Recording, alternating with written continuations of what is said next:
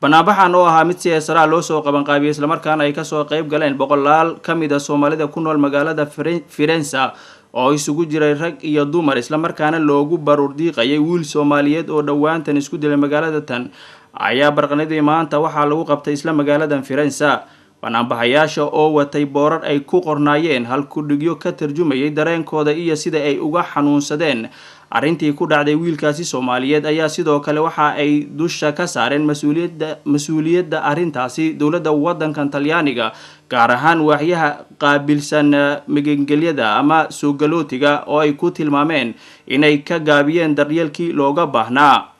Banaanbaxayaasha ayaa waxa ay sheegeen in maalmihii ugu dambeeyay uu wiilkani la xanuunsanayay cudurro xagga dhimirka ah oo ay sheegeen inay ka dhalatay ka gadaal markii uu ku adkaaday helista sharciga waddankan Talyaaniga, waxaana ay sheegeen in arrintaasi ay u sii dheereed iyadoo guri uu ku noolaa oo ay maamuleysay hay'adda la yiraahdo Laanqeyrta Cas ay ka soo saartay isagoo aan wax dukumeentiyana haysan, taas oo sababtay inuu sii kordho dhibaatada iyo isku buuqa wiilkaasi la soo dirsay. Baroor diiqda oo ay soo qaban qaabisay jaaliyadda Soomaaliyeed ee waddanka Talyaaniga ayaa gudoomiyaha jaaliyaddaasi Mudane Cusmaan Maxamed Gacal John oo la hadlay dadkii isugu soo baxay waxa uu sheegay in arrintii dhacday ay tahay mid si aad looga xumaado isla markaana waxa uu tacsi u diray ehladii iyo qaraabadii iyo dadkii Soomaaliyeed oo wiilkaasi is dilay uu ka geeriyooday. Waxa sidoo kale gudoomiyuhu oo eedda dusha ka saaray mas'uuliyiinta dawladda Talyaaniga gaar ahaan maamulka magaalada Firenze oo sheegay in ay ka gaabiyeen doorkii looga baahnaa in ay ku xanaaneeyaan ama ay ku daryeelaan wiilkaasi Soomaaliyeed oo in muddo la xanuunsanayay cudurro kala soo gudboonaaday xagga dhimirka. Cusmaan John oo dadkii la hadlayay ayaa waxa uu yiri Bismillahir Rahmanir Rahiim inna lillahi wa inna ilayhi raaji'uun. Maanta waxaan isugu imaanay baroor diiq oo aan u sameynayno wiilka walaalkeen ah ee magaaladeena ku geeriyooday iska soo tuuray isagoo xanuunsan dabaqa afaraad. Marka koowaad horta waxaan u tacsiyeynaynaa reerkii Soomaaliya jiray, marka kalena dhammaan Soomaalida adduunka meel kasta ay joogtaan tacsiyadan u direynaa sida tacsiyada kale iyagana aan u direynaa dadkii South Africa lagu laayay oo aan ka xunnahay oo aan u danqayna maanta iyagana aan arrintaas daraadeed. Marka annagoo arrintan iyada dacwad u geynay mas'uuliyiinta sare ee deegaanka magaalada Firenze iyo Toscana annagoo u sheegayna Soomaalida dhibaatada haysato, dhibaatadii keentay in wiilkan uu u dhinto, dhibaatadii keentay silaca iyo rafaadka ummadda ay ku jirto, dadka Talyaaniga dhibaatada meesha ka hayso iyo dawladda Talyaaniga oo aanan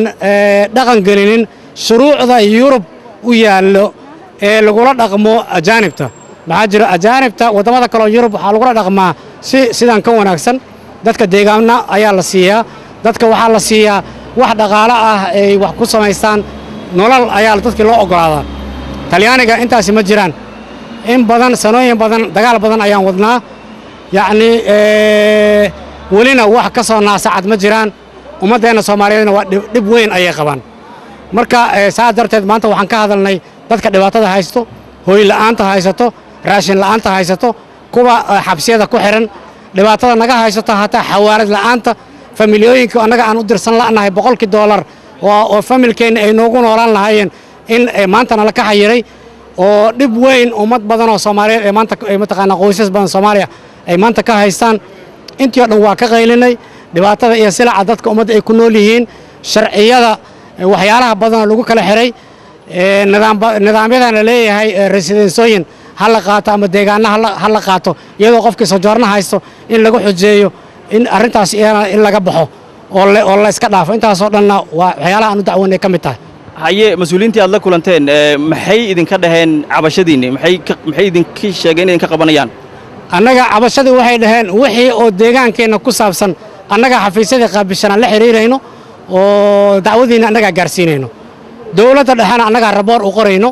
oo u sheegayno in dhibka idin haysta kaas inuu yahay in shuruuc gaar ahaaneed laga soo saaro arrimahaas iyadana waan u dalbaynaa.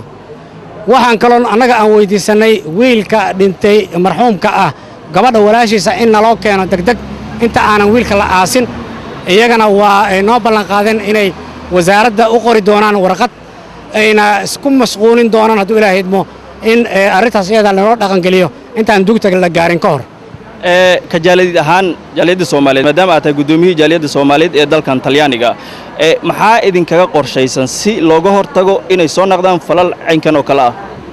annaga waxaa nooga qorshaysan midda koowaad horta inaan annaga iska warqabno inaan annaga aan ognahay ninka xanuunsan in la soo gudbiyo maanta dacwadeena hataa waxaa ku jirtay marka dadka cusbitaallada ay tagaan inta daawo yar loo qoro in la iska soo diro inay taas aysan mar damba dhicin aan iyada naftigeeda aan iyadana ka fikiri doonna hadduu ilaahay idmo midda koowaad horta waxaa loo baahan yahay annaga inaan iska warqabno oo muhiim ah waxaan annaga aanan isu qaban cid noo qabanaysa ma jirto waa wariye cali macalin maxamed iyo cameraman cabdulqaadir qanjay istuudiyaha telefishinka qaranka Soomaaliyeed magaalada Firenze Italia